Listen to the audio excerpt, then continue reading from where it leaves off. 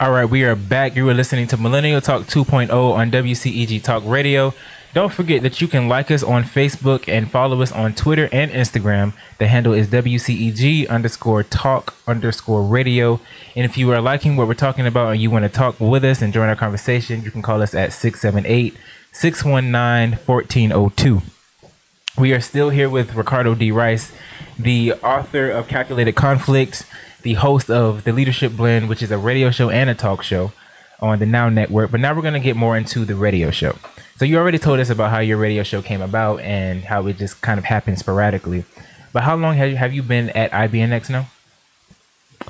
IBNX started in May. So it's been like 10 months, I think, 9 or 10 months. So had you ever, I know you kind of touched on this a little bit, but at all, had you ever even considered a career in broadcasting or media? You never thought about it? Never was anything that you ever wanted to do? Nope. Wow. Like I said, I tell people, I joked about being a walking sitcom, so I know at some point, which is still going to happen, that I'm going to have a TV show. But like a scripted TV show? Or yeah, okay. Like I want a sitcom. I want my own sitcom. I think I'm comical enough, and you give me enough characters, supporting characters, we can make this thing happen. I can definitely see that. Yeah, we give me some supporting characters. But no, I never had a desire to do media. It was never in my wheelhouse. It was never something I thought about. Okay, so you talked about the stress that you have with your... I don't like that word. You don't like stress? I don't like the word stress. What word would you use to replace it? I don't... None of it's a burden, so it's like the juggling act. It's just like, it's not stress, but when you have all of these things to do and you have all of these people expecting you to do certain things, you know, so all of your one show can come into a great picture, it's kind of overwhelming, I guess. So overwhelming is what I would say. So how overwhelming is it to have your own show? Is that you don't like that either? I don't like that word either. I mean, but you know what I'm trying to ask. Yes, but you have to remember it's all about the words you put in your vocabulary. So if you're using words like overwhelm, stress, these are words you're putting in your atmosphere. I don't put those in my atmosphere. I'm not stressed. Now, I may need to slow down or regroup, but I'm not stressed. And I'm not going to say overwhelmed because I don't think about what the outcomes are. I just think about what needs to be done. And it needs to be done because there's a conference that I'm working on now that is in June. We're going to get to that. I mean... That's something else on top of everything else is already going on, but it all has to be done. It's all stuff I've wanted to do. Okay, and so let me rephrase the question. How busy does your show keep you? Which one? The radio show. We're talking about the radio show specifically right now. Honestly, it's not even about it's not even so much the show that keeps you busy. It's everything that goes with it, which is stuff I was fussing at you before we got on the air. It's the stuff that goes with it. The social media, the getting the buzz going. You know, with me, I have the interns. Everything that surrounds the show is what makes it harder versus just doing the show. Because I mean, us showing up and getting in front of some mics for 2 hours and going at it, which is what we do, not really hard. As long as you have the right players. Now, I will say I had to turn the panel twice. Yes. I had to turn the panel twice because I had a vision for when I moved to IBNX, because when I was at Love 860, my show was only an hour. When I moved to IBNX, it became 2 hours. So it was like the people that are on my panel actually play a part in this being a good show. And I knew what I wanted. I wanted people who could understand the dynamics of business, politics, and us be able to have these really informative conversations, because at the end of the day, the goal of the Leadership Blend radio show is to synthesize information and make it understandable for the average Joe. Okay. So when we talk about immigration, you know, when you hear it in the news, it's just like, well, immigration doesn't affect me. Yes, it does. And that's why we have the conversation to strip all the extras off and break it down to its bare minimum and say, this is why immigration affects you.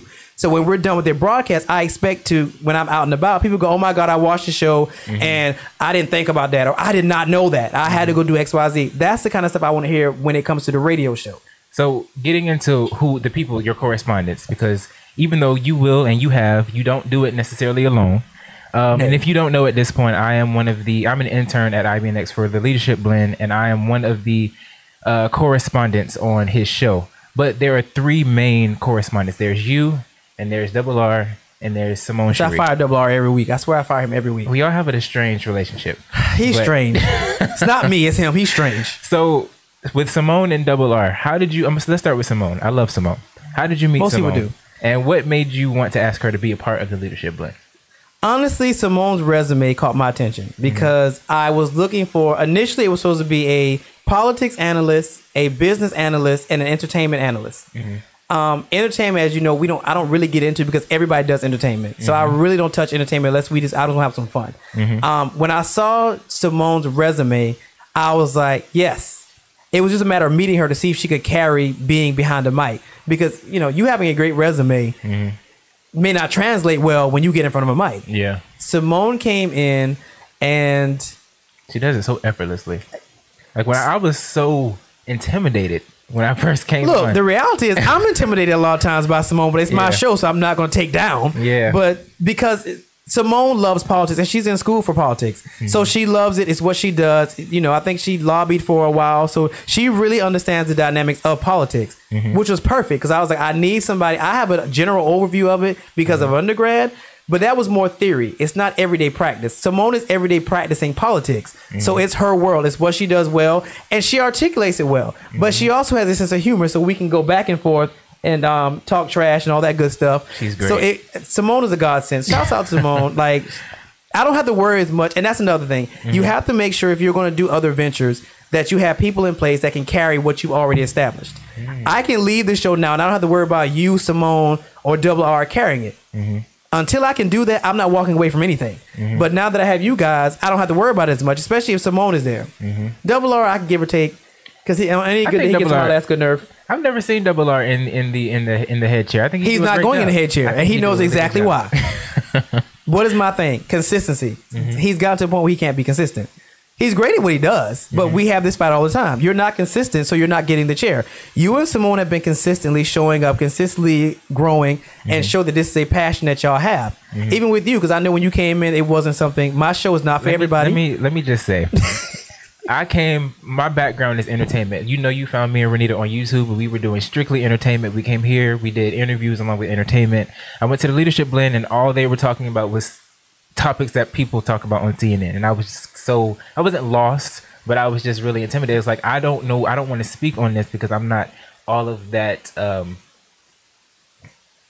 savvy with politics. It's fine. I wasn't politics savvy at all. So, but now I'm going back and forth with them, when it's a topic that I feel comfortable with. Which we gonna get out of that. We don't do comfort zone. But you all forced me to grow, and I appreciate that. But moving on back to your main correspondence, how did you meet Double R? And what made you decide that you wanted to bring him on to the Leadership Blend? Double R, I've known him since I moved to Georgia. We went to AIU together.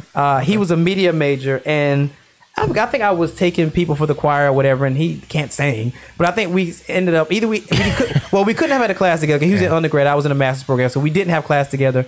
I don't know. We just met. I think we met through somebody mutually, and we just became friends. And I will always remember Double R because I had to move out of an apartment in like 2 hours, and everybody was at work, and he was the only person that was free. And when I tell you, me and him threw everything in that truck and moved in like 2 hours in between classes, I will never forget that because everybody else was busy, and he was the only one I could get to help me, and he did just that. So we already have a bond because of that. And then when I brought him on, because I know he's a rapper. But he's one of those prolific rappers, so he puts you in mind like J. Cole and all them boys because he's very insightful, as you know. And when he came on the show as a guest and he was talking, and I was like, and he just started going off tangents, but he actually knew what he was talking about. And I was like, I forgot how prolific he is. Yeah. So after the show was over with, I was like, I need a third. And he'd already expressed an interest. He's like, man, I like this. I really would love to be a part of it, so on and so forth. And at first I was like, no, we're not doing that. And then after he came back the second time, I was like, he can do this. He can do this. And I was like, I want the show to have a little grime to it. So I was like, he brings that, because he'll use his words, those street words, and we were like, nobody knows what that means. Like, I need you to explain what that means. But it's like it invites a different kind of audience. Exactly. An audience of people that follow you, an audience of people that follow Simone. I think that y'all have a good thing going on, a good little triangle.